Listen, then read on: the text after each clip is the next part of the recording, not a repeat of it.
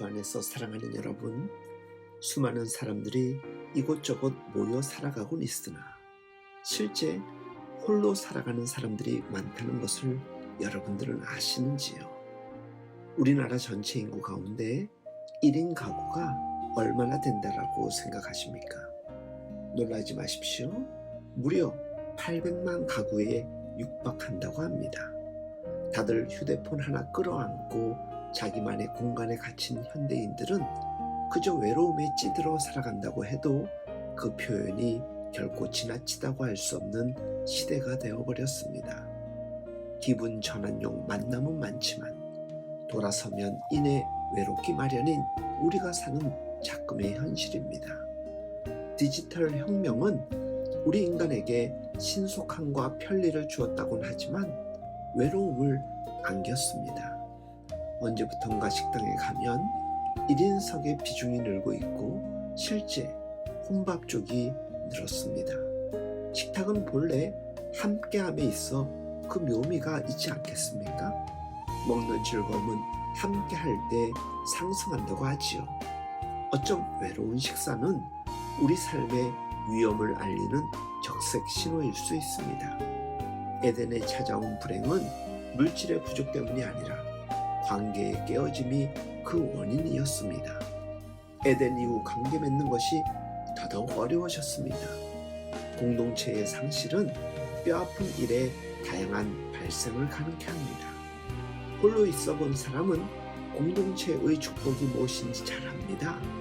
이웃에 대한 한대는 사랑을 이해할 때 가능하며, 그래서 공동체를 제대로 경험하면 사람을 함부로 대하지 않을 뿐더러 소중하게 여기기에 늘 그 안에서 만족과 기쁨을 누리게 됩니다. 디트리히 본헤퍼 목사는 공동생활이라는 책에서 홀로 있지 못하는 사람은 함께 있을 수도 없다라고 말했습니다.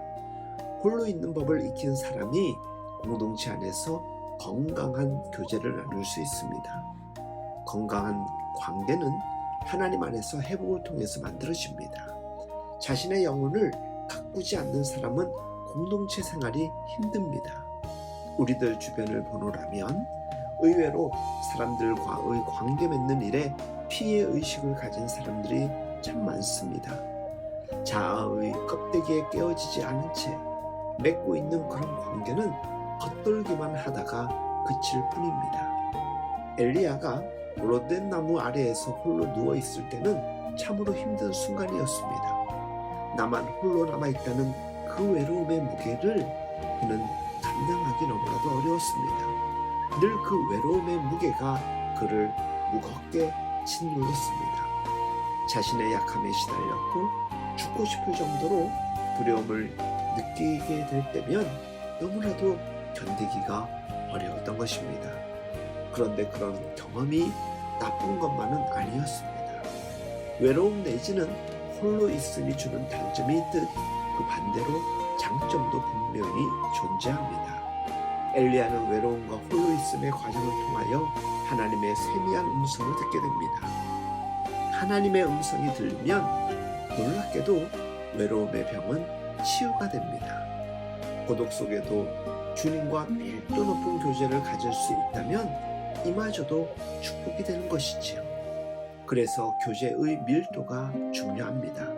시간도 양보다 질이 관계를 결정한다는 것은 우리 모두가 아는 진리입니다. 오래 친구를 사귀었다가도 오해와 갈등으로 이별의 아픔을 맛보는 이유는 서로가 미성숙한 상태에 머물러 있기 때문입니다. 외로움의 끝에서 주님과 깊은 사귐을 가진 사람은 내적 풍성함을 누리게 됩니다.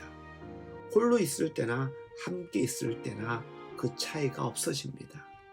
진리가 너희를 자유케 하리라는 성경이 주는 존재의 부요함 때문일 것입니다. 외로움에 시달려 상대에게 무엇인가를 요구하는 사람들은 아직 함께할 준비가 되지 않았다고 보아도 틀림이 없습니다. 주 안에서 사랑하는 여러분, 외로움은 상처입니다. 뒤틀린 관계의 아픔은 삶의 생채기를 만들어냅니다. 가까운 사람들과의 불화가 가슴에 상처를 남깁니다. 외로움은 자기를 사랑하지 못할 뿐만 아니라 타인을 사랑하지 못하게 하는 병입니다. 내가 나를 모릅니다. 다른 사람을 통해서 나를 볼 수 있기 때문입니다.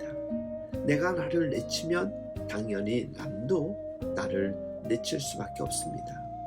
공동체 안의 상호작용을 통해서 인간은 비로소 인간다워진다고 합니다. 관계를 건강하게 키워나갈 줄 아는 과정이 성숙에 이르는 척도가 됩니다.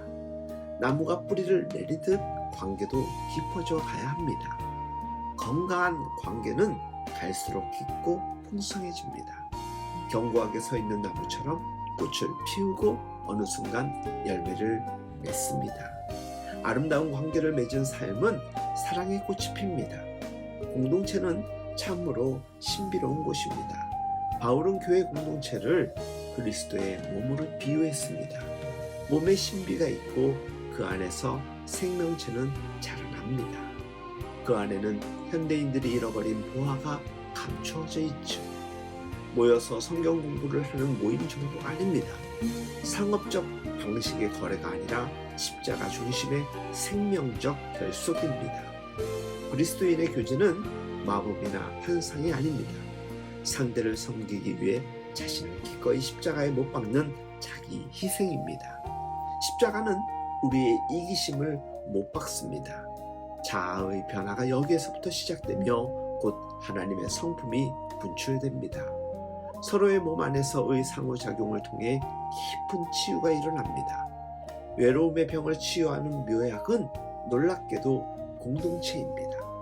의미 없는 연합이 아니라 주 안에서 신비적 연합이 됩니다.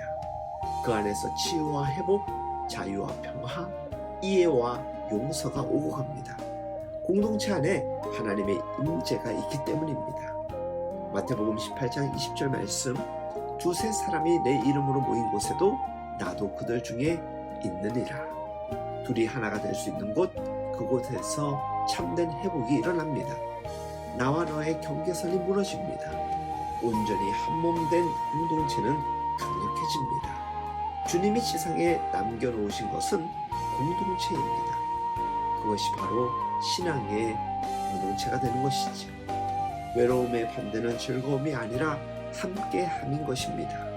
얼마든지 혼자일 수 있겠지만 그래서 혼자 살고 혼자 식사를 할 수도 있습니다. 하지만 함께하면 혼자라는 세상보다 더 큰 세계를 만나고 결국 그 속에 깃들여진 하나님의 나라의 풍요와 부요를 경험하게 될 것입니다. 외롭다고요? 그래서 힘들다고요? 멀리하지 말고 가까이 들어오십시오. 공동체로 들어오십시오. 하나님은 누군가를 통해 반드시 맡게 하시고 기쁨으로 인도해 주실 것입니다. 그 공동체가 교회이고 그 공동체가 가정입니다. 더 나아가선 우리의 삶의 터인 직장과 사업장이 될 것입니다.